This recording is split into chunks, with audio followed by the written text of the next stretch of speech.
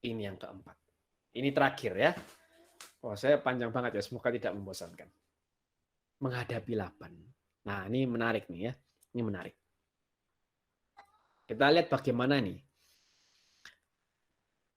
Laban masuk ke kemah Yakub, dia mau cari terafim. Dia masuk ke kemah Yakub, nggak ketemu. Dia masuk ke kemah Lea, nggak ketemu. Dia masuk ke kemah dua budak perempuannya ini, nggak ketemu. Terus dia masuk ke kemah Rahel, nggak ketemu juga.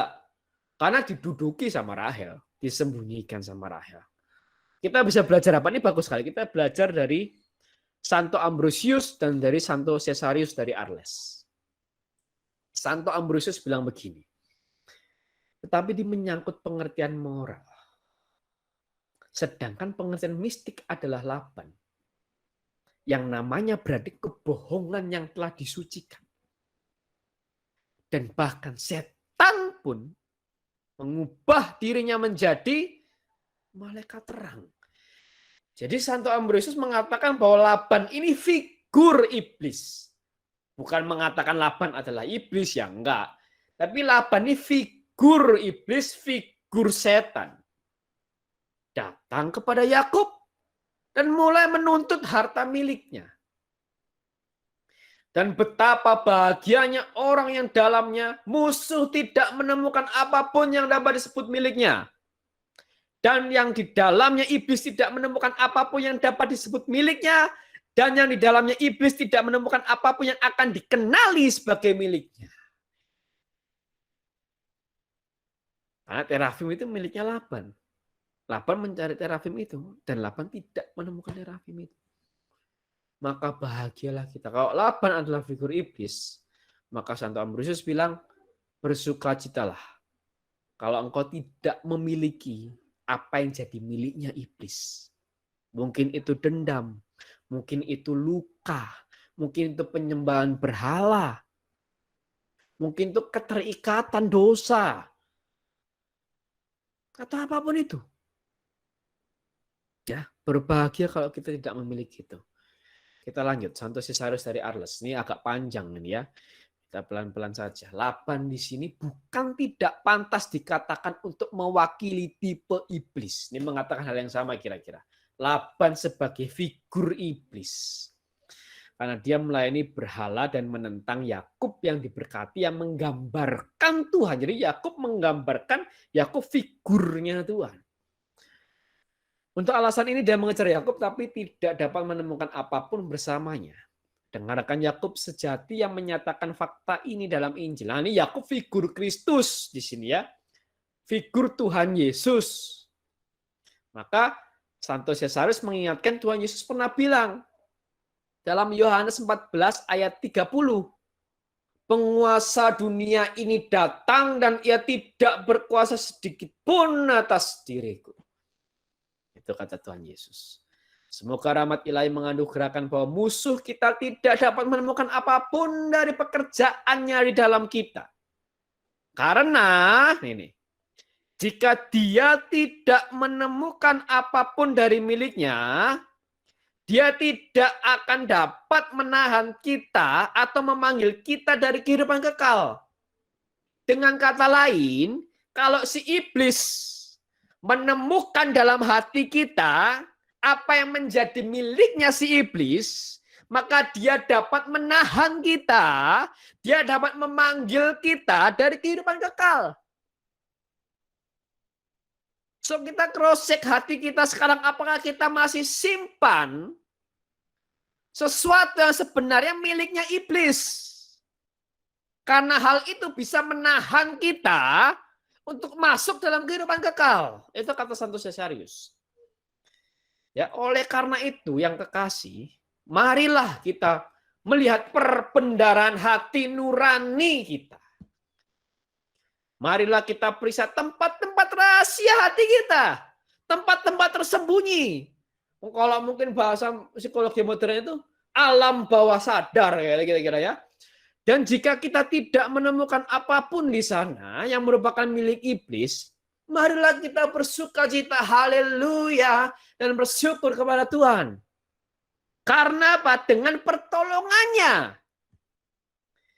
Dengan pertolongan Tuhan, marilah kita berusaha sebaik mungkin. Ingat ya, dengan pertolongan Tuhan dan kita berusaha sebaik mungkin. Jadi bukan hanya pertolongan Tuhan, tok, apalagi usaha kita tok. Tapi dengan pertolongan Tuhan dan usaha sebaik mungkin, agar pintu hati kita selalu terbuka bagi Kristus, tetapi tertutup selamanya bagi iblis. Namun, jika kita mengenali sesuatu, wah ini ya hati-hati ya. Kalau kita mengenali sesuatu dari pekerjaan iblis atau kelicikan dalam jiwa kita, mari kita segera membuangnya. Dan menyingkirkannya sebagai racun yang mematikan. Cepat-cepat. Gitu ya. Kemudian ketika iblis ingin menjerat kita dan tidak dapat menemukan apapun yang menjadi miliknya, dia akan pergi dalam kebingungan.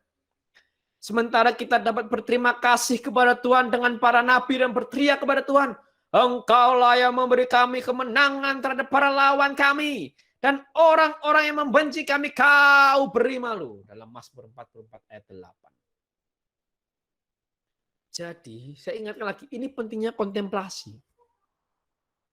Kita duduk diam di hadapan Tuhan. Kita berdoa sembari kita masuk ke dalam hati kita.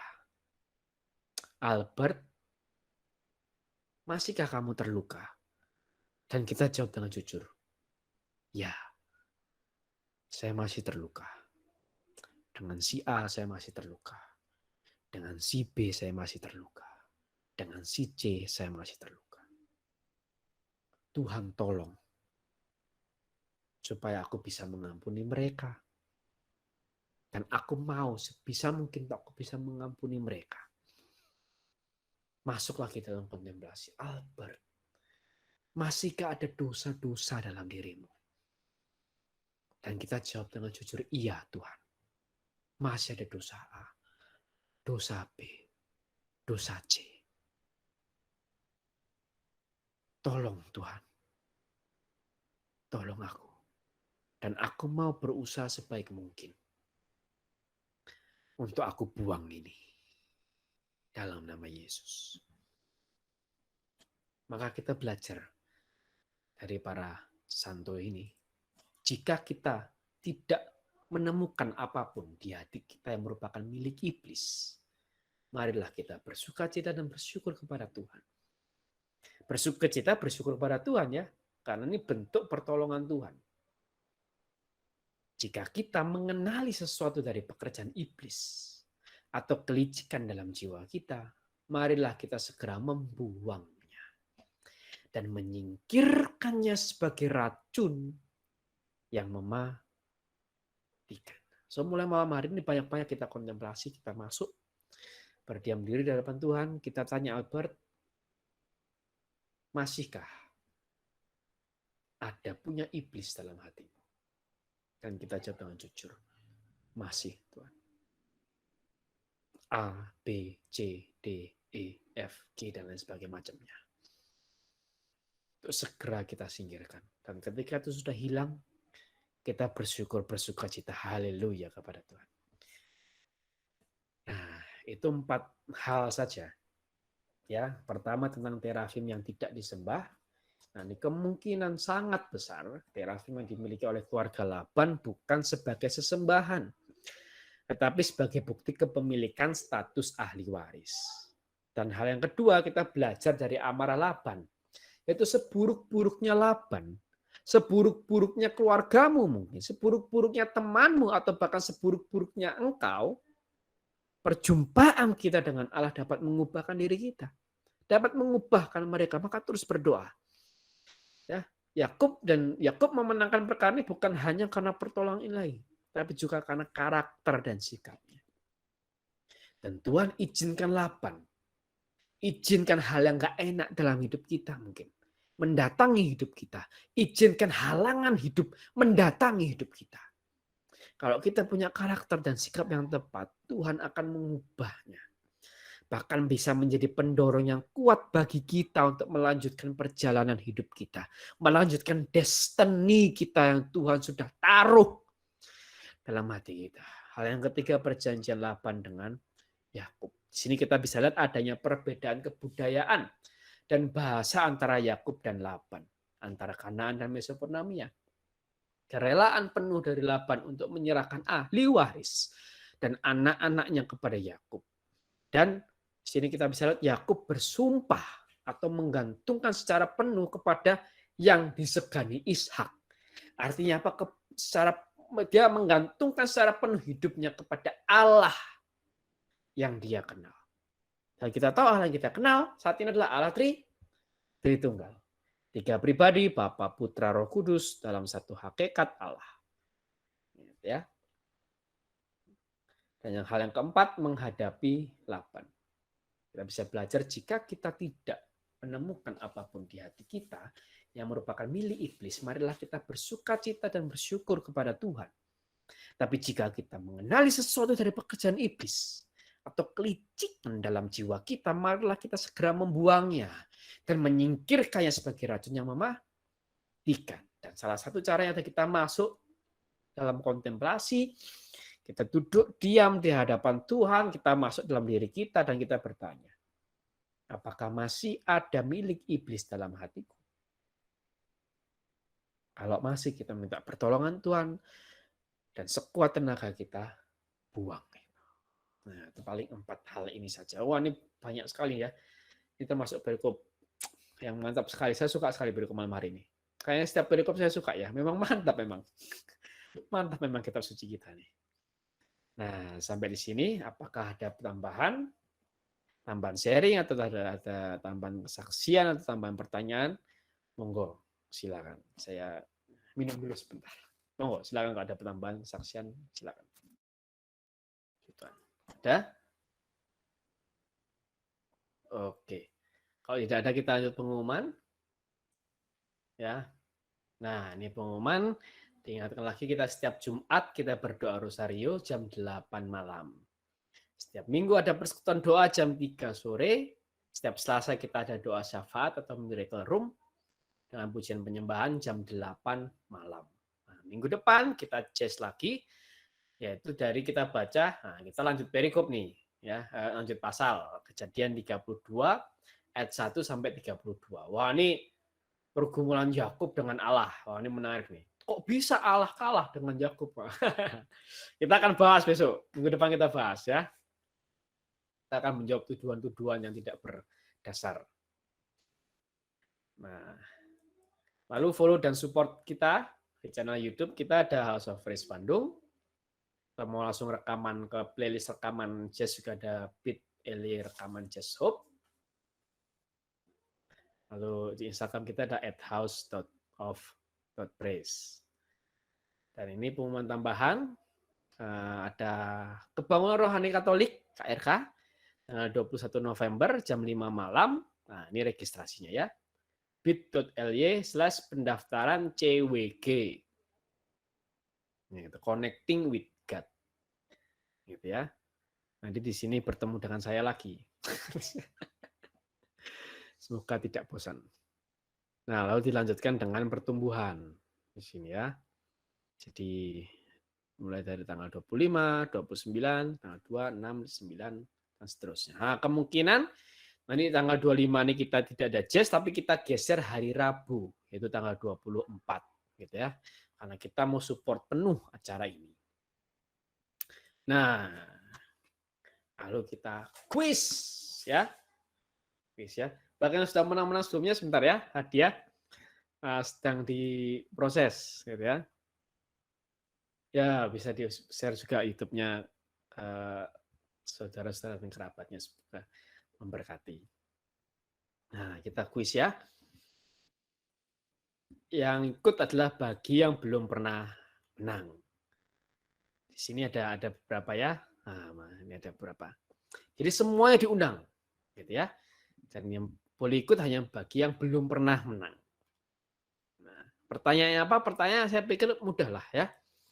Dari paparan saya, apa yang bisa kita pelajari dari perjanjian antara Yakub dan Laban? Nah, ini. Ya, saya review ini sedikit. Nah, gampang lah. Oke, silakan. Bagi yang belum pernah menang, monggo silakan menjawab ya. Saya tunggu jawabannya di kolom chat, ya di in call message. Monggo, semuanya diundang. Monggo silakan. Saya tunggu.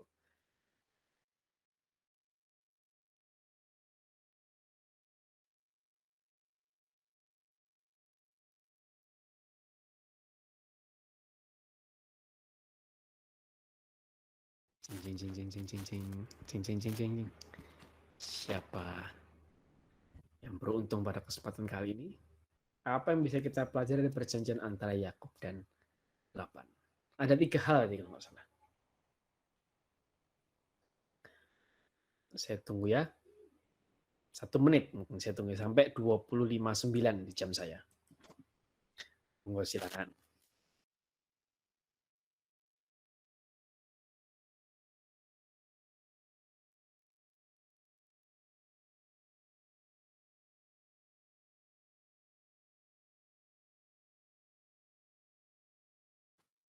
Ada Kak Evan William Cahya juga ya, monggo ya silakan bisa ikut berpartisipasi.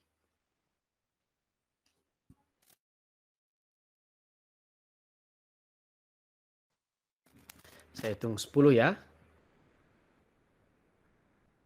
Siap-siap. 10, 9, 8, 7, 6, 5, 4. Allah Abraham dan Allah Nahor, Allah ayah mereka jadi hakim antara kita. Ingat kata itu ya. Oke. 3, melibatkan Tuhan dalam perjanjian. Oke. 2, 1,5, 1/4, 1,5.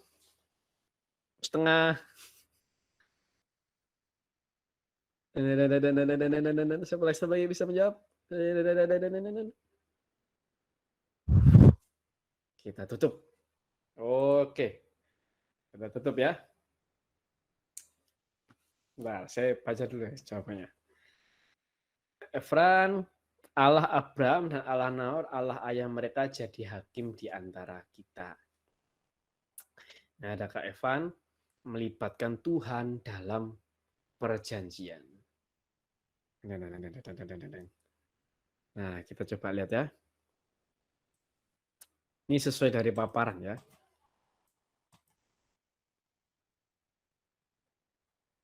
Nah, ini. Jadi, kita bisa belajar 3 hal. Yang pertama, adanya perbedaan kebudayaan dan bahasa antara Yakub dan Laban. Yang kedua, kerelaan penuh dari Laban untuk menyerahkan ahli waris dan anak-anaknya kepada Yakub. Dan yang ketiga, Yakub bersumpah atau menggantungkan secara penuh hidupnya kepada Allah yang dia kenal.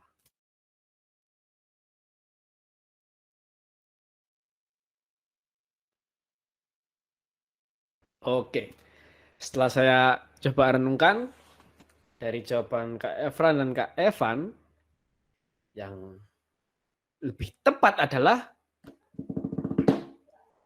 Kak Evan William Cahya, itu lebih tepat ya. Jadi melibatkan Tuhan dalam perjanjian, nah, bisa atau mungkin merujuk kepada poin yang ketiga, gitu ya.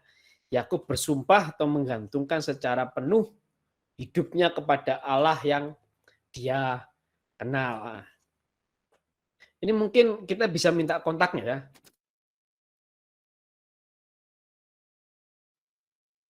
Nah, mungkin bisa minta tolong kirim nomor HP-nya atau mungkin kirim ya ID IG mungkin atau apapun lah supaya kita bisa mengkontak ya. Selamat kepada Kak Evan ya. Selamat. Ya, mungkin bisa kirim nomor HP-nya di kolom chat ini ya supaya kita bisa mengontak Kak Evan. Oke, siap. Terima kasih. Oh, Clara ya. Oke, maaf. Akunnya. Oke, siap. Kepada Kak Clara. Nah, siap. Selamat pada Kak Clara. Sudah menang pada kesempatan malam hari ini. Oke, nanti akan kita kontak untuk hadiahnya ya. Oke, terima kasih. sama-sama. Terima kasih pada semua yang sudah bergabung. Mari kita tutup kesempatan Jazz malam hari ini dengan doa yang luar biasa yang selalu kita lantunkan setiap hari Kamis, yaitu doa penyembuhan batin dalam tidur. Mari kita tutup Jazz pertemuan hari ini. Kita buka dengan tanda kemenangan. Dalam nama Bapa dan Putra dan Roh Kudus. Amin. Tuhan Yesus, melalui kuasa Roh Kudus, hadirlah pada masa laluku sementara aku tidur. Sembuhkanlah segala luka dalam batinku yang pernah kualami. Luka karena kurang kasih sayang dari orang tua dan sesama. Luka karena pengkhianatan. Luka karena penolakan. Luka karena pelecehan. Luka karena penghinaan. Biarlah dengan darah-Mu Kau jadikan aku utuh kembali. Semua hubungan persaudaraan yang sudah rusak dengan keluargaku maupun dengan saudaraku, sembuhkanlah ya Tuhan. Dari segala ketakutan, kecemasan, kegelisahan, keputusasaan, sembuhkanlah aku. Hadirlah Engkau ya Tuhan, supaya aku bisa mengampuni diriku sendiri, mengampuni sesamaku, mengampuni situasi yang menyakitkan. Bantulah aku ya Tuhan, supaya aku dapat mengambil akar pahit yang ada dalam hidupku. Dan isilah hatiku dengan kasih-Mu dalam tidurku malam ini. Terima kasih Tuhan, dan berkatilah aku. Amin. Bapa kami yang ada di surga, dimuliakanlah nama-Mu, datanglah kerajaan-Mu, jadilah kehendak-Mu di atas bumi seperti dalam surga. Berilah kami rezeki pada hari ini, dan ampunilah kesalahan kami, seperti kami pun mengampuni yang bersalah kepada kami, dan janganlah masukkan kami ke dalam pencobaan, tetapi bebaskanlah kami dari yang jahat. Amin. Salam Maria, penuh rahmat Tuhan sertamu, terpujilah engkau di antara wanita, dan terpujilah buah tubuhmu Yesus. Santa Maria Bunda Allah, doakanlah kami yang berdosa ini sekarang dan waktu kami mati. Amin. Salam Maria, penuh rahmat Tuhan sertamu, terpujilah engkau di antara wanita, dan terpujilah buah tubuhmu Yesus. Santa Maria Bunda Allah, doakanlah kami yang berdosa ini sekarang dan waktu kami mati. Amin. Salam Maria, penuh rahmat Tuhan sertamu, terpujilah engkau di antara wanita, dan terpujilah buah tubuhmu Yesus. Santa Maria Bunda Allah, doakanlah kami yang berdosa ini sekarang dan waktu kami mati. Amin. Kemuliaan kepada Bapa dan Putra dan Roh Kudus, seperti pada permulaan, sekarang, selalu, dan sepanjang segala abad. Amin. Santo Gabriel, Santo Mikael, Santo Rafael, doakanlah kami, lindungilah kami, tolonglah kami. Amin. Dalam nama Bapa dan Putra dan Roh Kudus. Amin.